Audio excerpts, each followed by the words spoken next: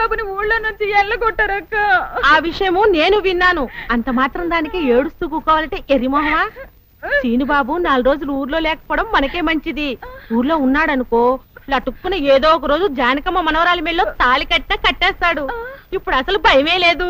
ఒకవేళ 4 రోజుల తర్వాత తిరిగి రాకపోతే ఉలిపై పొట్టేం కాదు, రాకెక్కడికి పోతాడు?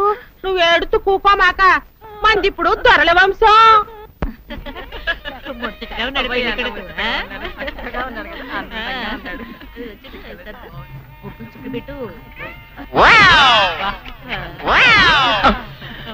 ఇదేమిటి? ముక్క మీద నల్ల చుక్క కదా పెట్టాలి, తెల్ల చుక్క పెట్టారేమిటి? నల్ల బొట్టు పెడితే నీ రంగులో రంగు కలిసిపోద్ది. నువ్వు పొగ్గుకుంటావు కదా, అందుకే నేనే తెల్ల చుక్క పెట్టమన్నా. అందరికి కాఫీ టిఫిన్ అవి అందేలేదు చూడు. అదేమిట్రా, కళ్యాణ మండపం ఇంకా రెడీ కాలేదు? ఇటీ తీసుకోండి.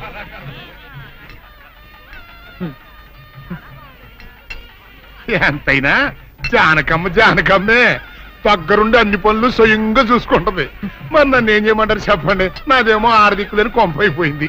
మన ఇంట్లో పనులు మనం చేసుకుంటే తప్పే ఉందండి. ఏంటో ఆ సీనుబాబు గుళ్ళో గొడవ చేయకుండా ఉంటే ఈ ముహూర్తానికి మా పిల్ల పెళ్లి కూడా అయిండేది. ఈ ముహూర్తానికి ఎందుకులేండి, మాది అసలే దొరల వంశం. పొట్లకేం కాదు. అమ్మా సుందరి, ఏంటమ్మా ఏమైంది? ఏమోనండి, ఉన్నట్టుండి కళ్ళు తిరిగి పడిపోయింది. సుందరి రండి, పాప ఉన్నట్టుండి పిల్ల కింద పడిపోయిందండి. మీరు చూడండి.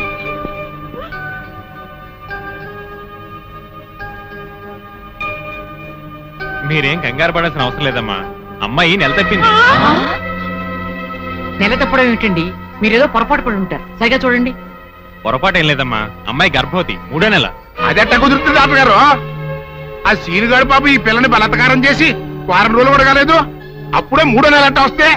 అది డాక్టర్ గారిని అడగాల్సిన ప్రశ్న కాదండి, అమ్మాయిని అడగాల్సిన ప్రశ్న. ఏమే సుకుమారి, ఏంటిదంతా? నాకేం తెలీదు. తెలీదు. మీరెవరు నాకు కందులు పెట్టినట్టే నేను మీకు రహస్యం చెప్తా. సుందరి కడుపులో ఉన్న బిడ్డకు తండ్రి నేనే. ఏంటా నువ్వు చెప్పేది? ఆపండి, ఇదంతా అబద్ధం. వీళ్ళు చెప్పేదంతా పచ్చి అబద్ధం. నాకెవరితోనూ సంబంధం లేదు, నేను కన్న పిల్లనే. ఊరుకోవే, ఆ వేరేతో మనోడు నిన్ను బలాత్కారం చేసిన తర్వాత కూడా నువ్వు కన్నెపిల్లవు ఎలా అవుతావు? వీళ్ళంతా చెబుతున్నది నిజమే అయితే నువ్వు ఆడపిల్లవే గాని కన్నె పిల్లవెలా అవుతావు? కాదు, నేను కన్న పిల్లనే. నన్ను సీనుబాబు పాడు చేయలేదు. ఏంటి? సీనుబాబు నిన్ను పాడు చేయలేదా? మరి అతనే నిన్ను బలాత్కారం చేశారని అయ్యాల పంచాయతీలో ఎందుకు అబద్ధం చెప్పావు? సీనుబాబుని నేను ప్రేమించాను, కానీ సీనుబాబు సౌందర్యని ప్రేమిస్తున్నాడు. సీనుబాబు నాకు కాకుండా పోయాడు అనుకున్న బాధతో నేను చచ్చిపోబోతే, సీనుబాబు నీకు దక్కాలంటే నేను చెప్పినట్టు నాటకం ఆడమంది మా అక్క. అంతేగాని నేను చెడిపోయిన దాన్ని కాదు. సీనుబాబు నన్ను పాడు చేయలేదు, అసలు నేనే తప్పు చేయలేదు.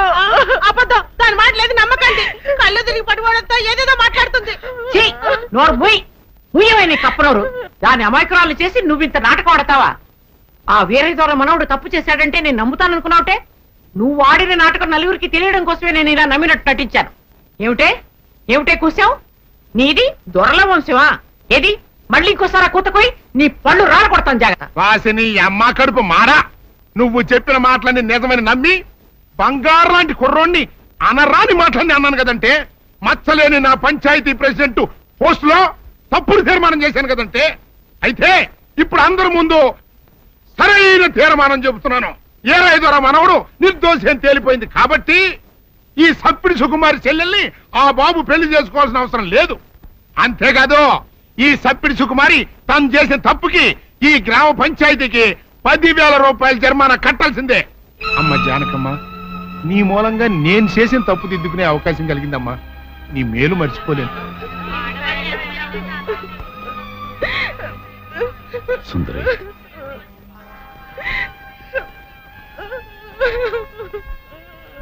నిజమేంటో అందరికీ తెలిసిపోయింది. ఇంకా ఎందుకు బాధపడతావు? ఊరుకో. సౌందర్య, నారత్త, నేను విన్నదంతా నిజమేనా? అవునమ్మా, అది చెబుదామని వచ్చాను. నారత్త, పిచ్చి తల్లి, సీను నా కళ్ళ ముందు పుట్టి పెరిగిన బిడ్డమ్మా. అతను ఎలాంటివాడో నాకు బాగా తెలుసు.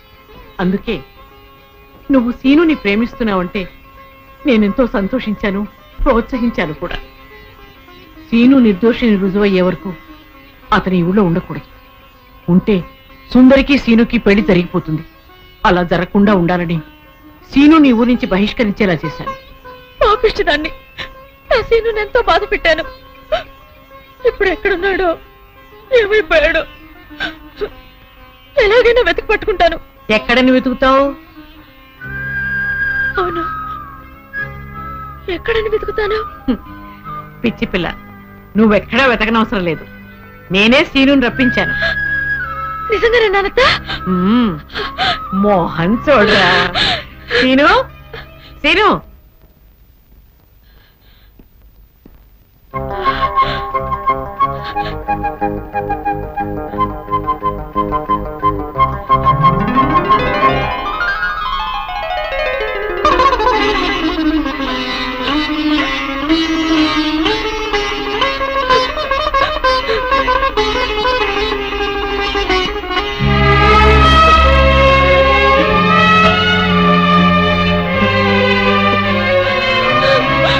సుందర్య,